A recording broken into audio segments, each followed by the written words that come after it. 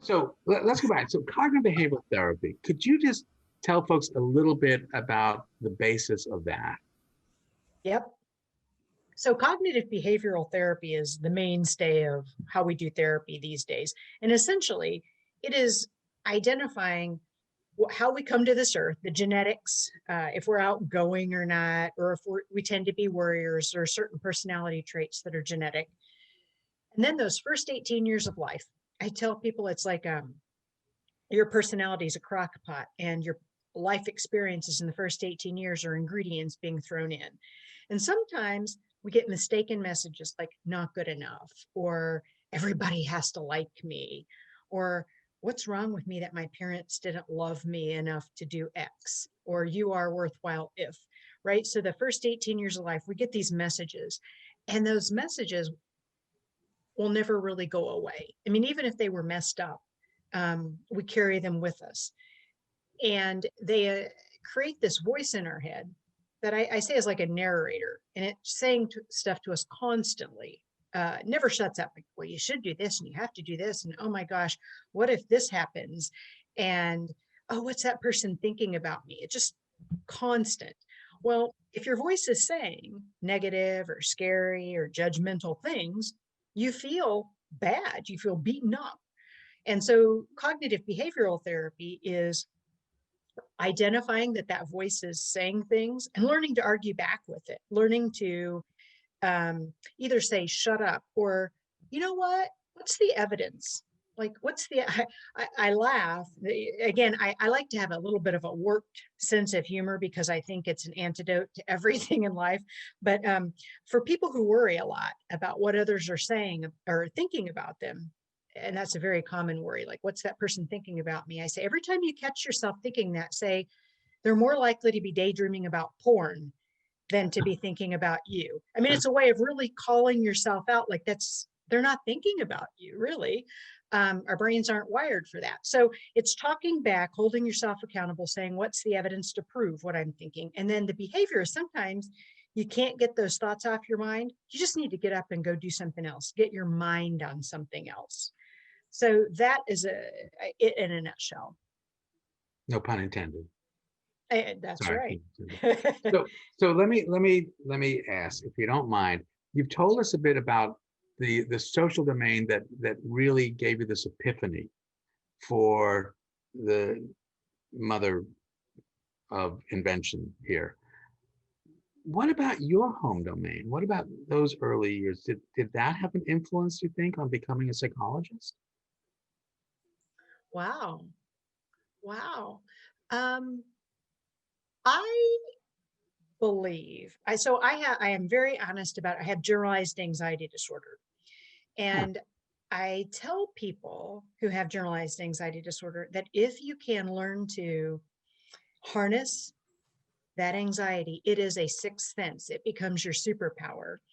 And so I feel like the genetic pieces, I've always been really, really sensitive to what other people have going on. I really feel like empathy is something that I was born with. And so I think there's that genetic piece, but my mom, of course, was, as a lot of moms, a doer, a giver. And I saw her giving and volunteering and doing all that. So then that was the environmental piece, just learning a service and really feeling good about that. And so the anxiety part, though, because I think so many people can resonate with that right now. And maybe there's a role for your book right now in our day and age to help people. Before we go further, how do people get the book? Well, it is widely available right now. You can, I like to tell people to support local, bookshop.org. You can order and it supports your local bookstore. It's on Amazon, Barnes & Noble. The publisher is New Harbinger, newharbinger.com. I think you can get it most any place online for sure, if it's not in your store. Great. And it is called Move On, Mother. Beep. Thank you. Right. Yeah, I think that, boy, the timing could not be better for people. I mean, we've got 2020, we've got all this stuff going on. We got viruses and elections. Tell me a little bit about the different topics in the chapters that you've chosen, and how do you apply this in different situations? Yeah, I tried to hit the highlights. So the first one is your mind is a mess. So it's mostly stress and understanding yourself and your negative thinking. I do cover standing up for yourself. So learning to say no, boundaries a lot. I'm huge on boundaries. Parenting. I'm love to tell people that nothing makes you feel as incompetent of a human being as being a parent. My kids tell me that all the time. that you're incompetent. Right, absolutely. Relationships. So getting along with that gets down to moving on from the idea that your partner is going to change when your partner has always been the person he or she is. And one of my favorites is I don't use the word forgiveness because people don't like that term. They don't like to extend that grace to people who they don't feel deserve it. But I use the term finding peace. That's probably my favorite chapter because it really gets at emotional pain. But I would say the underlying theme for all of that, the move on, just to be clear, the two points that are super important I want to make is the cursing is never being self-abusive. So it's talking to yourself like a good friend would. And I think that's a super important point in the book that I say to people, let's say your friend lost a job and your friend was saying, oh, it's so awful. I was a terrible worker. Nobody ever really liked me. I'm never going to find anything good again. Would you say to that friend, oh yeah, you're right. Like I've always thought that about you and it sucks to be you. I wouldn't get out of bed. You wouldn't, but that's how we talk to ourselves. So the talking, using the profanity is in an encouraging way, like what you would say to a friend to motivate a friend. But the other point I want to make is this move on is about saying, what am I doing in this moment? And sometimes it's saying, this is not healthy, I need to move on. But sometimes it's, what is the lesson? What is this pain telling me? What do I need to get from this so I can transcend, so to speak? So that gets down to the question, what can I control? And with the election, with the pandemic, with everything going on, what can I control? And if you really, people feel out of control and the fear, and there's all of that. But when you really get down to it, I can control my schedule. I can control taking good care of myself. I can control how much news media I let in.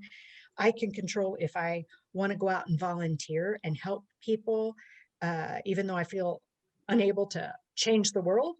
I have certain things I can control. And the last, this is such a long answer, but the last thing I want to throw out related to that is that really gets back to the big influence of Viktor Frankl's writing for me, and the idea that you could be in a concentration camp and everything being taken away from you, but you can control this. Yeah. And And it's just so not. what WATD knows, Jodie is pointing to her head.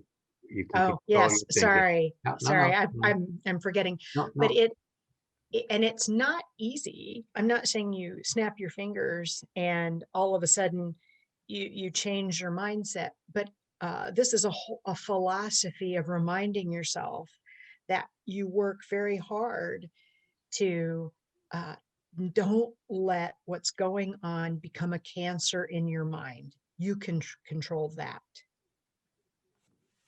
It's interesting that you bring up that book. That was a very impactful book for me reading. Absolutely. I read that, Man's Search for Meaning, right? Mm-hmm. Yes. I read that as a young man, and Huh. it was game changing. And I think your book could do this for a lot of people. Whoa. Can't wait to order a bunch of them. Yeah. That's a huge compliment. Why does that surprise you? What he just said about my book? Yeah. Yeah, it really does. It does. I think partially it's because this stuff is so familiar to me, and I feel like I've taken ideas from other people and I feel like I've just put it together in a different way, but it's familiar to me. It's like, oh, really? Other people think that this is something new, and it's just because it's so familiar to me. But I will say the one thing, and partially probably out of guilt, I say this because I've taken ideas from other people. My goal was to take complex ideas and make it accessible to the average person who doesn't want to read all the academics, doesn't want to read the mumbo jumbo. Just give me straight talk very directly. That's what I aimed to do. Yeah. Translation. Yeah. Yeah. So important, because these concepts can be so heady, and yet they can be so simple. You can just, and I want people who's listening, it's not dumbing it down, because it's not about our readers being dumb, just the opposite. These are smart, articulate people who sometimes don't have the time to read and digest these sort of deep, analytic, scientific research journals. And so Yeah. Go ahead. Yeah. And I was just going to also say that one of the things that I try to do in my writing is role model. Like, I'm no different than anybody else. And I've had lots of training in how to help people, and I still fall in the same traps too. And so I also try to, when I write, try to make, I want everybody, there's also the idea that I write about, Elizabeth Lesser shares that we're all clowns on the bus. We're all on the same clown bus together.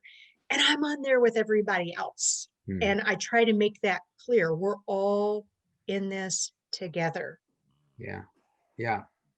And that's really important, because what that means is we're one group, not fragments, not different groups, not in groups and out groups. We're one group. It's called humanity. We're all in this together. And that right now, I know when we're giving people a break from it, but right now that message could not be more important. We just have to remember that. Stretch the canvas, brush with